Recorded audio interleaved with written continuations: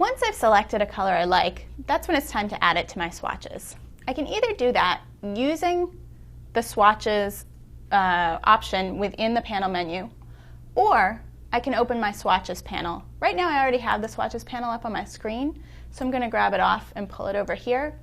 But I can also get there by going up to Window, Color, and selecting Swatches. Swatches are a way of organizing the colors that are used in your document, and it's good document hygiene to try to keep your documents, the colors in your documents managed within the swatches. What the swatches allow me to do is anything that swatch is applied to, I can change automatically. So, for example, if I were to want to change this blue color, if I click on that in the swatches panel and change it to, say, green, and say OK, you can see that automatically everything in my document that had this blue color applied to it is switched to green.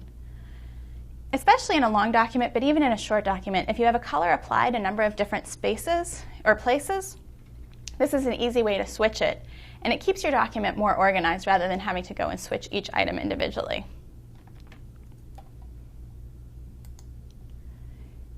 You can see also in my swatches panel I have information about what kind of a color I'm using.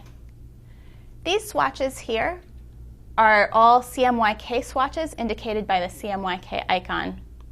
That's this little crossed arrow with the CMYK colors located in it. If, for example, I were to add an RGB color, so here, let's go ahead and create one.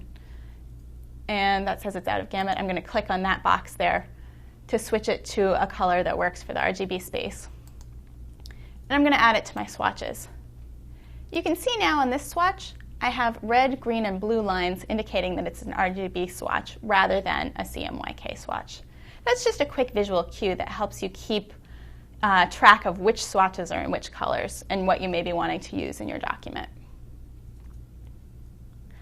You'll also notice that some of these swatches here have little pencil icons with a line through them.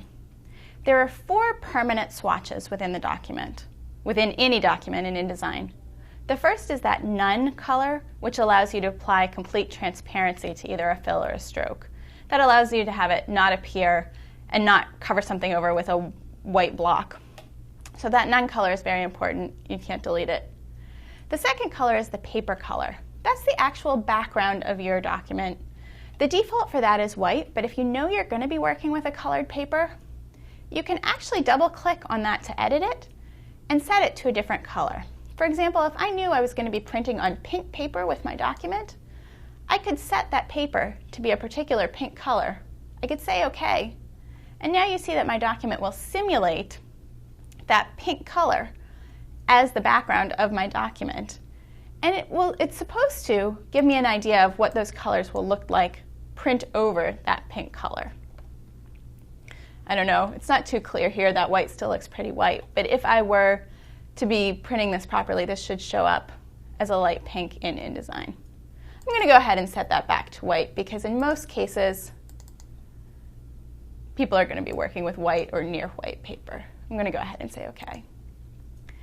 The other two permanent colors are black, which you have to have at least one color in your document. In this case, it's black, and registration. Registration is a special color used for print applications where you want the same piece of information to appear on all 4 color separations. What that means is, usually when an image is printed, it's broken down into its cyan components, its magenta components, its yellow components, and its black components.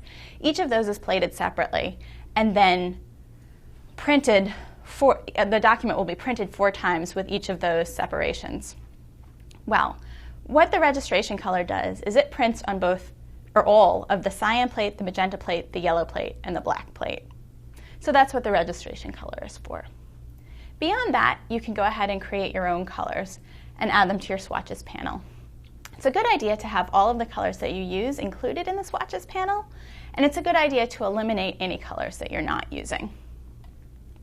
I can do that by going up to the swatches panel menu. I have the option here to create a new color swatch, or if I have a color selected in the color panel that I like, I can just click on this new swatch button. By now you're probably starting to recognize the icon buttons at the bottoms of most of the panels. For most panels, the trash can icon and the new item icon are the same. So in this case, it would be a new swatch. And so if I select a color in the color panel up here and I say OK, then if I select the new swatch button down here and just click on it, it will add whatever color is selected to the swatches panel. I can also edit a swatch by double-clicking it. I sort of demonstrated this already, but I'll show you again. If I double-click, it allows me to change the swatch by moving those sliders. It also lets me change the color mode if I prefer to work in LAB, RGB, or a particular color system such as Pantone colors. I can also select those here. I'm going to cancel out of there and just leave my swatch the same. Say OK. But that's how you can edit the swatch. If there are certain colors that you use more often than others, you can also rearrange the swatches list by just clicking on a swatch and dragging it to the position that's most comfortable for you.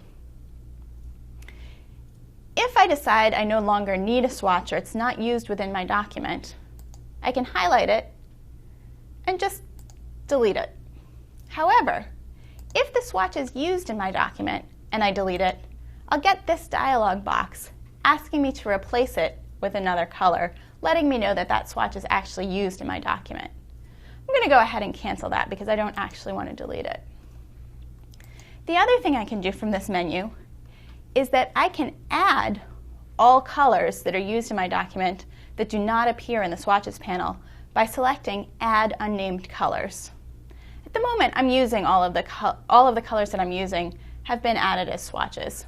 But if I were to use a different color that I just chosen out of the color picker, by doing this, I could use good document hygiene by adding any swatch colors or any used colors in the document to the Swatches panel and have them treated as swatches.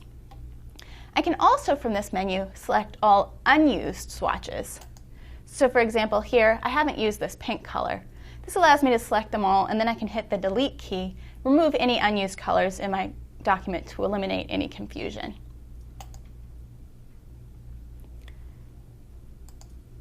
So that's an introduction into how to use swatches and also how to find color within your document. In the next lesson, we'll talk a little bit about gradients and then applying those colors and gradients to the fills and strokes of your objects.